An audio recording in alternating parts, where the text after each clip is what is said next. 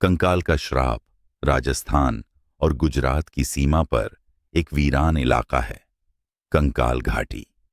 सरकारी नक्शों में इसका जिक्र नहीं, क्योंकि वहां कई सालों से कोई गया ही नहीं, या गया तो लौटा नहीं। लोग कहते हैं रात होते ही वहां जमीन खुद सांस लेती है, रेत हिलती है और कंकालों की एक फौज अंधेरे में घूमती है। कहानी शुरू होती है अभिषेक, सोनम, कबीर और आरव से। चार दोस्त जो पैरानॉर्मल रिसर्च करते थे। उन्हें एक रहस्यमयी चिट्ठी मिलती है। चिट्ठी पर कोई नाम नहीं था, लेकिन नीचे रेगिस्तान की रेत चिपकी हुई थी। चारों ने सोचा यह कोई बदमाश की शरारत होगी, लेकिन वे पैरानॉर्मल रिसर्चर थे। ऐसे चैलेंज वे कभी छोड़ते नहीं। जैसे ही वे घाटी की सीमा पर पहुंचे, उनका जीपीएस काम करना बंद। हवा में अजीब सी बदबू, जैसे कोई पुरानी हड्डी जल गई हो। आसपास सिर्फ सन्नाटा, इतना घना कि अपने दिल की धड़कन भी तेज सुनाई दे। अचानक गाड़ी के नीचे कुछ कठोर चीज टकराई। थक। जब उन्होंने टॉर्च डाली तो देखा वह एक मानव खोपड़ी थी, और खोपड़ी खुद ब खुद उनकी गाड़ी के अगल बगल घूमने लगी, जैसे वेरी किसी अदृश्य हाथ ने उसे धक्का दिया हो। सोनम घबरा गई। यहां कुछ बहुत गलत है, हमें वापस चलना चाहिए। लेकिन तभी घाटी की गहराई से एक लंबी खिंची हुई चीत्कार सुनाई दी। वापस मत आना। पर आवाज में चेतावनी नहीं थी, भूख थी। जैसे जैसे वे आगे बढ़ते गए, रेत में कदमों के निशान दिखाई देने लगे, लेकिन इंसानों के नहीं। उन पैरों में अंगूठे नहीं थे।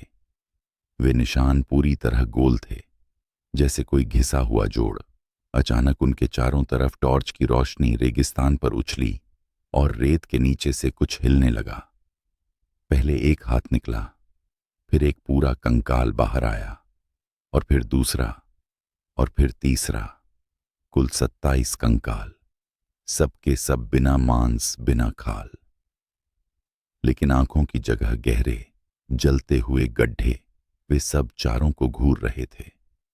एक कंकाल आगे बढ़ा और अपनी टूटी जबड़े से आवाज निकालने लगा, तुम बहुत देर से आए, हमें मुक्त करो। कबीर डर गया।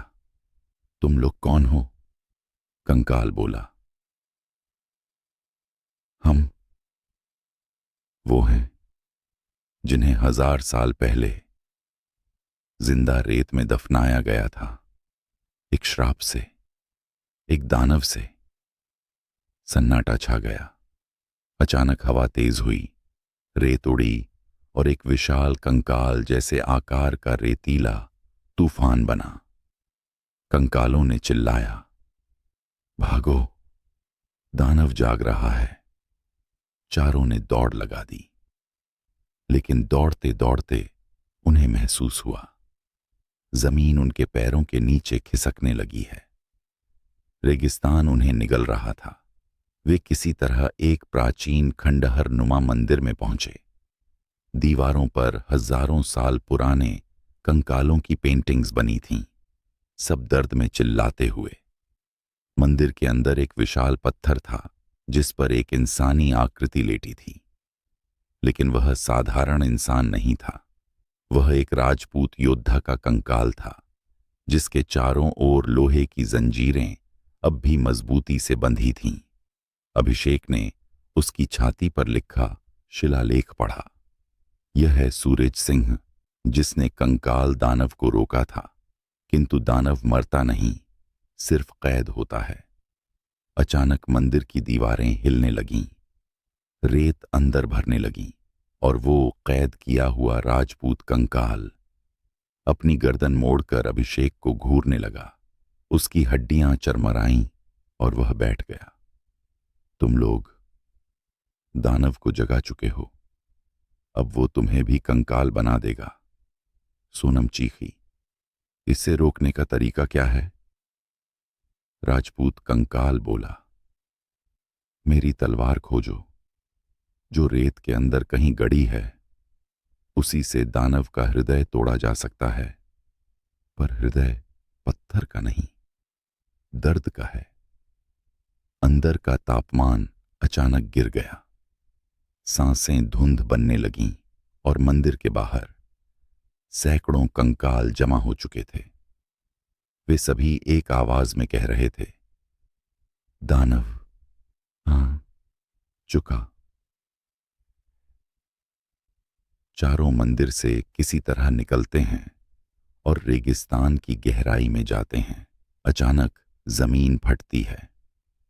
रेत का तूफान आकाश तक उठ जाता है और उस तूफान से एक विशाल 25 फुट लंबा कंकाल प्राणी बाहर निकलता है।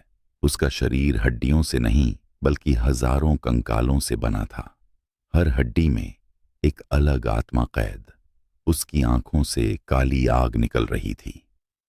दानव गर्जा, मैं शापों का देव, मृतकों का राजा हूं। जो मेरी घाटी में आएगा कंकाल बनकर रहेगा। हवा में धातु की तरह खून की गंध फैल गई। कंकाल सेना दौड़ने लगी। दुनिया जैसे खत्म होने वाली थी।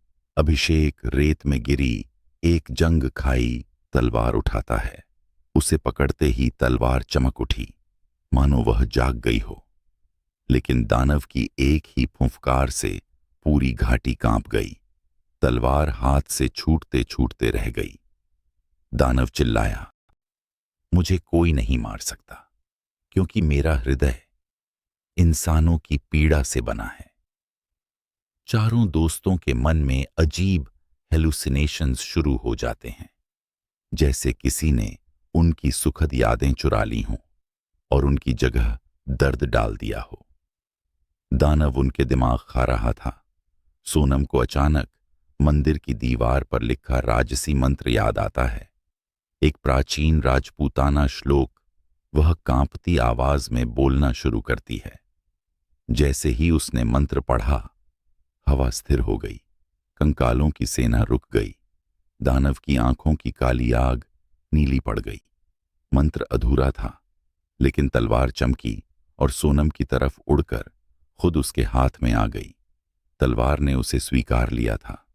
दानव गुर्राया, तुम मेरे खिलाफ तलवार उठाओगी, तुम भी मरोगी और तुम्हारी हड्डियां मेरी सेना का हिस्सा बनेंगी।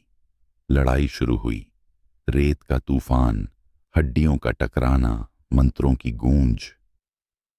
सोनम, अभिषेक, कबीर और आरव चारों दानव से भिड़ते हैं, लेकिन दानव अमर था। कटे हुए हिस्से फिर जुड़ जाते। अचानक तलवार खुद बोल उठी। दानव को हराने के लिए उसके शरीर नहीं, उसके दर्द को काटना होगा।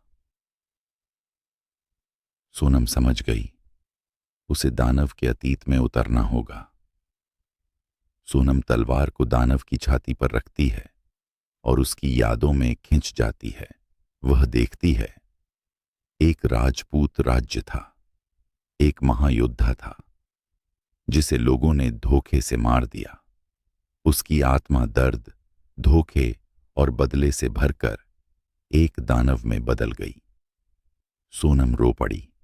उस दानव में जितनी नफरत भरी थी, उतना ही प्यार भी खोया था। सोनम चिल्लाई, तुम्हें कैद इसलिए नहीं किया गया था, तुम अपने दर्द से खुद दानव बन गए थे। दानव की आत्माएं तड़पने लगीं। हजारों कंकाल दर्द में चीखे। सोनम ने तलवार दानव के हृदय में चुभा दी, शरीर में नहीं बल्कि यादों में। दानव की चीखों से पूरा रेगिस्तान हिल गया। आकाश लाल हो गया। रेगिस्तान में दबी हर आत्मा बाहर आई। कंकाल सेना ने पहली बार शांत सांस ली। दानव टूटने लगा। उसका शरीर रेत बनकर उड़ने लगा। अंत में सिर्फ एक आवाज आई, मुझे मुक्त करने के लिए धन्यवाद। अचानक सब शांत हो गया। सूरज उग आया। चारों दोस्त बच गए। लेकिन जब वे गाड़ी में बैठकर निकल रहे थे, पीछे घाटी से एक धीमी आवाज फिर आई, अभी सब खत्म नहीं हुआ। और जमीन हिली, रेत के नीचे फिर कुछ जागा। कंकाल सम्राट की वापसी, मृत घाटी का जागना।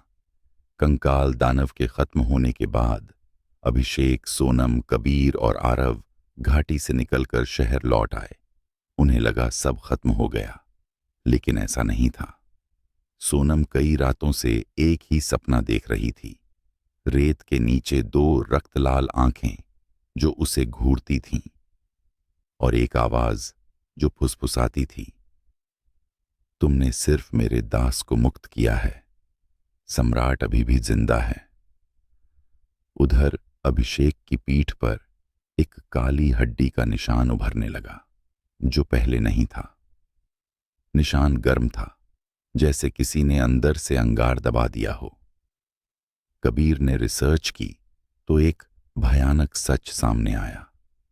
कबीर ने प्राचीन ग्रंथ पढ़ते हुए कहा, नरकपाल तब जागता है जब आकाश में रक्त चंद्रमा उगता है, और आज रात वो ही रात है। सोनम डर गई। तो हमें क्या करना होगा? कबीर बोला, सम्राट को मारना असंभव है, उसे केवल वापस सील किया जा सकता है। लेकिन उसके लिए हमें कंकाल साम्राज्य के द्वार तक जाना होगा। वह द्वार था कंकाल घाटी के ठीक नीचे। चारों फिर घाटी की तरफ निकले। जैसे ही वे पहुंचे, पूरी घाटी बदली हुई थी।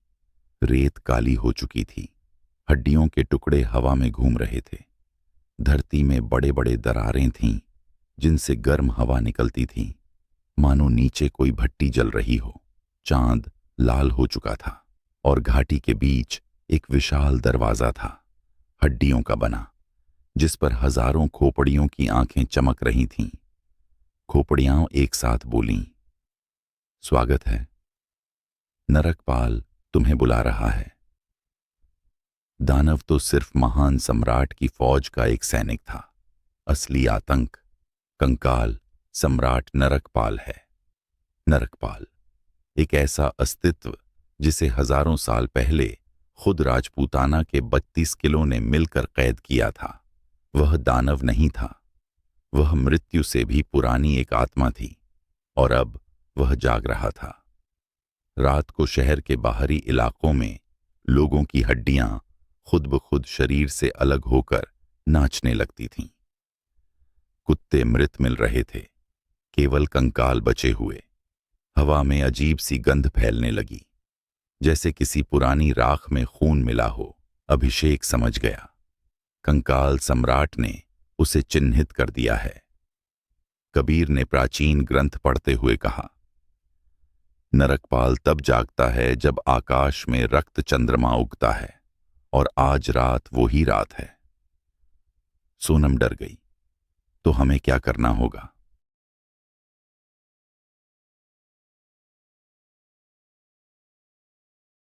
पाम के एलएम हमें क्या करना होगा? कबीर बोला, सम्राट को मारना असंभव है, उसे केवल वापस सील किया जा सकता है।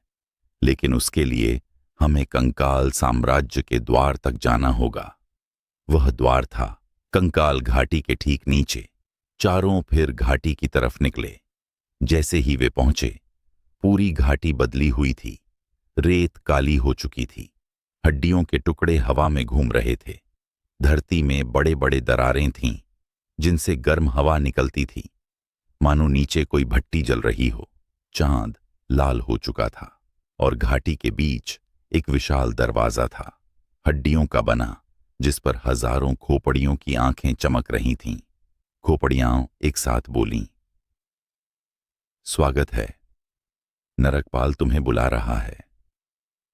कंकाल साम्राज्य में प्रवेश। द्वार खुलते ही एक अंधेरा कुंड सामने आया। चारों जैसे ही अंदर उतरे, वे एक अलग दुनिया में जा गिरे। यह थी कंकाल साम्राज्य, द बोन रेल्म। आसमान काला था, जमीन सफेद, पूरी हड्डियों से बनी। पेड़ भी हड्डियों के थे। नदी में खून बह रहा था, और दूरी पर एक विशाल महल, जो पूरी तरह खोपड़ियों और पसलियों से बना था। हर तरफ कंकाल घूम रहे थे, पर वे इंसानी नहीं थे। कुछ के 3 सिर थे, कुछ के अतिरिक्त हाथ, कुछ के शरीर में धातु गड़ी हुई। जैसे ही चारों आगे बढ़े, जमीन कांपी। एक 40 फुट ऊंचा कंकाल प्राणी उभरा, जिसकी पसलियों के बीच सैकड़ों आत्माएं कैद थीं।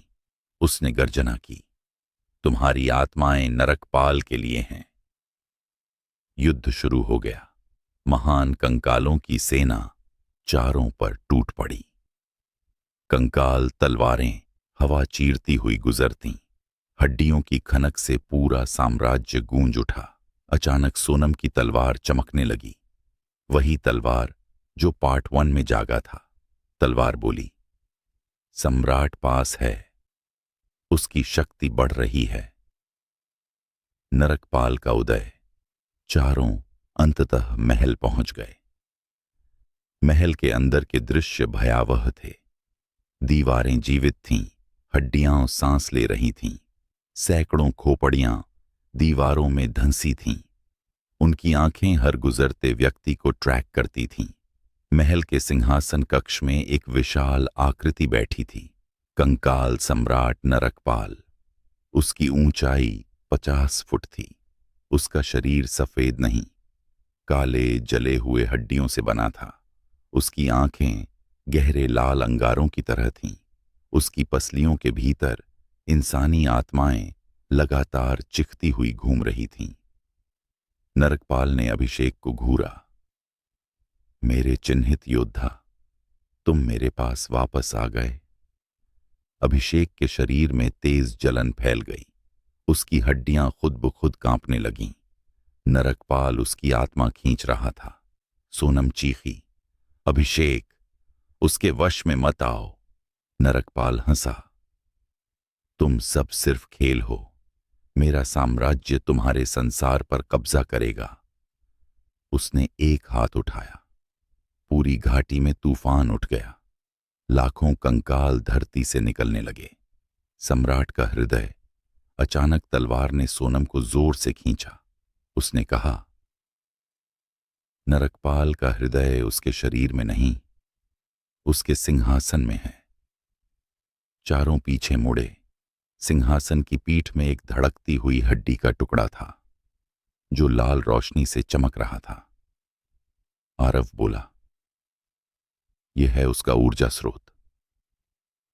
नरकपाल गरजा, उसके पास मत जाना। लेकिन कबीर आगे बढ़ा। जैसे ही उसने हड्डी को छूने की कोशिश की, नरकपाल ने एक ही झटके में कबीर को हवा में उछालकर दीवार पर दे मारा। कबीर तड़पता रहा, लेकिन जिंदा था। सोनम ने तलवार उठाई और हृदय की ओर भागी। नरकपाल ने जमीन फाड़ दी। हड्डियों के भाले उससे बाहर निकले। सोनम बचती गई, दौड़ती गई। उसकी सांस टूट रही थी, लेकिन हिम्मत नहीं। उसने छलांग लगाई, तलवार को पूरी ताकत से सिंहासन के हृदय में घुसा दिया। नरकपाल की चीख गूंजती गई, इतनी भयानक कि कंकाल साम्राज्य की दीवारें टूटने लगीं। हड्डियों के पेड़ गिरने लगे। खून की नदियां उबलने लगीं। आत्माएं अपने बंधन से मुक्त होकर चीखने लगीं। नरकपाल का शरीर दरकने लगा। उसकी हड्डियां धुएं में बदलने लगीं। सम्राट बोला, तुमने मुझे नहीं हराया। मैंने सिर्फ सोचा है, असली युद्ध अभी शुरू होगा। और उसके साथ ही पूरा साम्राज्य ढहने लगा। चारों दौड़ पड़े। भूमि टूट रही थी। सारे कंकाल पिघल रहे थे। आकाश फट रहा था। वे किसी तरह वापस पहले दरवाजे तक पहुंचे, जो अब बंद हो रहा था। चारों कूद गए और उसी क्षण दरवाजा हमेशा के लिए बंद हो गया। वापस वास्तविक दुनिया में चारों जमीन पर गिरते ही बेहोश हो गए। जब होश आया, वे अपने शहर में थे। सब कुछ सामान्य लग रहा था, लेकिन अभिषेक के हाथ में एक काली हड्डी उभर आई थी, ठीक वही जो नरकपाल के हाथ पर हुआ करती थी। सोनम घबरा गई। यह क्या है? अभिषेक की आवाज लने लगी। नरकपाल, खत्म नहीं हुआ, वह मेरे अंदर है। उसकी आंखें धीरे धीरे लाल चमकने लगीं। सोनम की आंखों में डर भर गया। अभिषेक, क्या तुम वही हो? या? और तभी पीछे कंकाल घाटी की दिशा से एक विशाल विस्फोट जैसी गर्जना हुई। आकाश में एक लाल चिंगारी उठी और हवा में आवाज गूंजी, मैं लौटूंगा। कंकाल साम्राज्य से लौटने के बाद कई दिन बीत चुके थे, लेकिन शांति के नाम पर उनके जीवन में भय ही बचा था। अभिषेक के हाथ पर बना काला हड्डी जैसा निशान धीरे धीरे बड़ा होने लगा था। पहले वह एक पैच जैसा दिखता था, फिर वह उभरा। अब वह किसी जीवित हड्डी की तरह धड़कने लगा था। रात में अभिषेक चौंक कर उठ जाता। उसकी त्वचा के नीचे कुछ चलता था, जैसे कोई हड्डियों का ढांचा उसके मांस के भीतर बढ़ रहा हो। एक रात सोनम ने अभिषेक के कमरे से आवाज सुनी, टूटती हड्डियों की वह गूंज जिसे सुनते ही खून जम जाए। जब वह अंदर गई, अभिषेक फर्श पर तड़प रहा था। उसकी उंगलियां मुड़कर लंबी और पतली हो रही थीं। पीठ की रीढ़ बाहर की ओर उभर रही थी। सोनम कांपती आवाज में बोली, अभिषेक, तुम ठीक हो ना? अभिषेक की आंखें धीरे धीरे ऊपर उठीं। अब वे इंसानी नहीं थीं, उनमें लाल आग जल रही थी और उसके मुंह से धीमी पर बेहद भारी आवाज निकली, नरकपाल कभी नहीं मरता। कबीर की खोज। कबीर लगातार प्राचीन ग्रंथों की खोज में लगा था।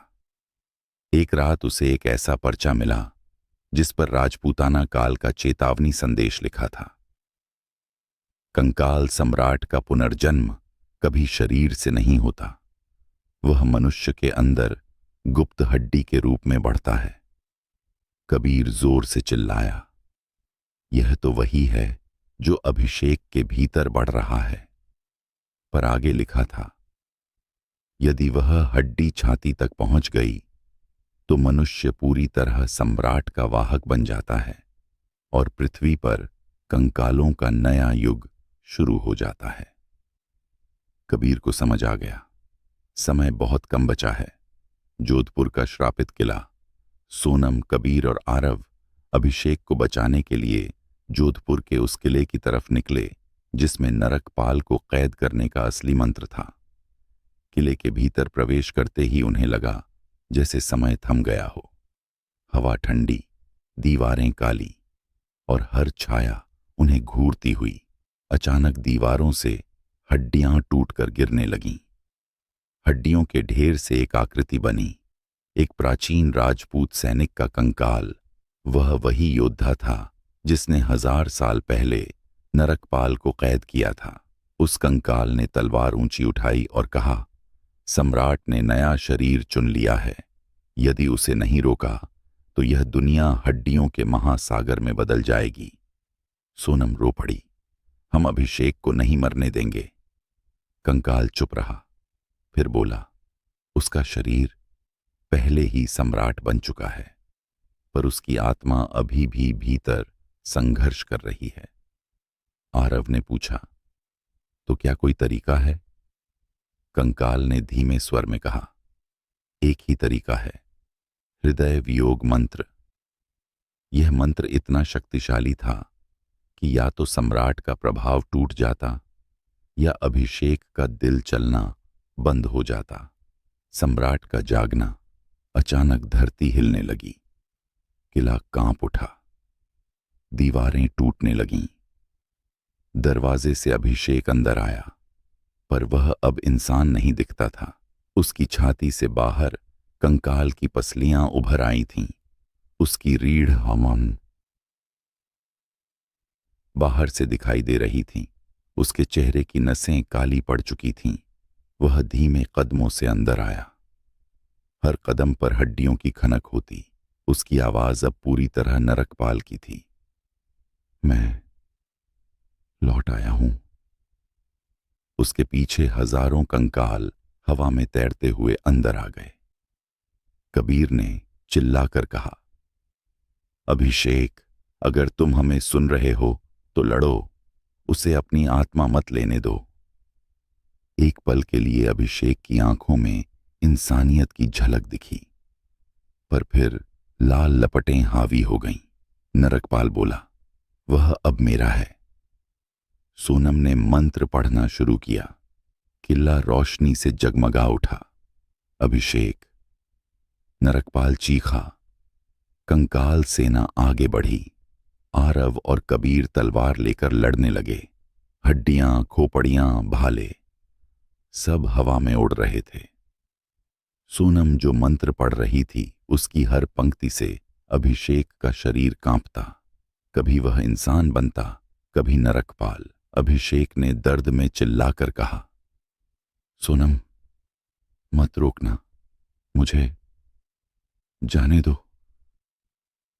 सोनम रोते रोते बोली, नहीं, मैं तुम्हें मरने नहीं दूंगी। नरकपाल हंसा, तो तुम दुनिया को नष्ट कर दोगी। हृदय वियोग का क्षण। मंत्र का अंतिम वाक्य जैसे ही सोनम के होंठों से निकला, अभिषेक की छाती फटने लगी। अंदर काली हड्डी का केंद्र दिखा, सम्राट का मूल रूप। अभिषेक तड़पता हुआ बोला, सोनम, अब खत्म करो। यदि तुमने हिचक दिखाई तो पूरी दुनिया मर जाएगी। सोनम कांपते हाथों से तलवार उठाती है। कभी वह अभिषेक के करीब आती है, कभी पीछे हट जाती है। कबीर चीखा, सोनम, देर हो रही है। नरकपाल गरजा, तुम में हिम्मत नहीं है, तुम उसे नहीं मार पाओगी। अभिषेक आखिरी बार मुस्कुराकर बोला, सोनम, मैं तुम्हें माफ करता हूं। और सोनम ने चीखते हुए तलवार अभिषेक की छाती में घुसा दी। किला हिल उठा। कंकाल सेना चीखने लगी। आसमान लाल होकर फट गया। अभिषेक का शरीर राख बनकर उड़ा और नरकपाल की चीख धुएं में घुल गई। मैं फिर लौटूंगा। कंकाल गायब हो गए। शांत हो गया। मंत्र पूरा हो चुका था। सोनम वहीं घुटनों पर गिर गई, रोती हुई, टूटी हुई। कबीर और आरव उसे उठाते हैं, पर तभी किले की दीवार पर एक दरार उभरती है। दरार से एक कंकाल हाथ धीरे धीरे बाहर निकलता है और हवा में एक धीमी आवाज गूंजती है, मेरी हार बस एक शुरुआत है। सोनम डर कर पीछे हटती है। किले की दीवार पर लाल अक्षरों में खुद ब खुद लिखा जाने लगा, सम्राट ने अपना बीज छोड़ दिया है। कबीर चौंक कर बोला, इसका मतलब नरकपाल फिर लौटेगा। और दूर कहीं लाल चांद फिर उगने लगा।